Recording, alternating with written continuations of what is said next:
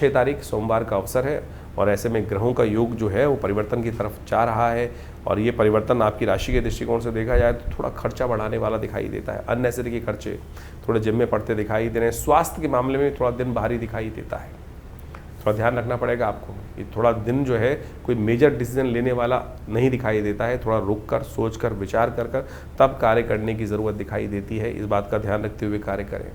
कोजागरी है और साथ साथ शरद पूर्णिमा की रात्रि है, अपने आप में अद्भुत सिद्ध रात्रियाँ हैं। ये कहा जाता है कि कोजागरी के दिन जो जाग लेता है पूरे वर्ष फिर वो आराम से सोने के योग बना सकता है, महालक्ष्मी कृपा प्राप्ति के योग बन जाते हैं इस दिन।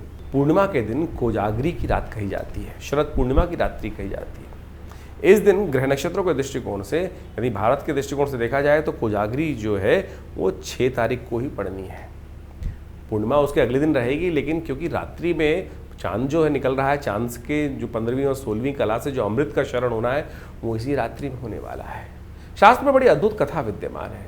कहा जाता है कि एक दिन इस कोजागरी के दिन कोजागरी ये शब्द जो है वो बड़ा अद्भुत है, कौन जागता है।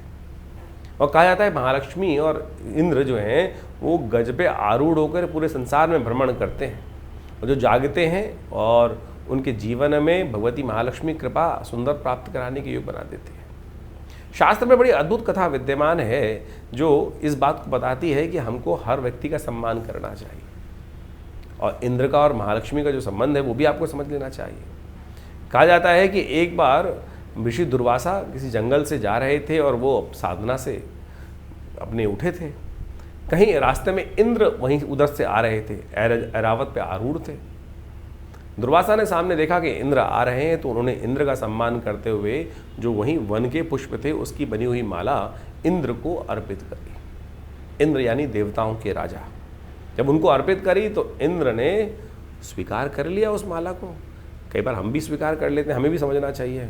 और उस माला को ऐरावत के सिर पे रख दिया, स्वयं पहनी नहीं, उतार कर वहाँ रख दी। जब उतार के रख दी तो ऐरावत ने लगा उसको, वो भी इंद्र का वाहन था, जितना बड़ा राजा होता है उसका जो ड्राइवर होता है वो उससे भी बड़ा बन जाता है कई बार। तो कहा जाता है कि ऐरावत ने भी मदमस्त था, उसने उठाई वो माला अपनी सूंड से और वहीं जमीन पे पटक दी। दुर्वासा के समक्ष ही रहते रहते ही ये समस्त घटना घटी।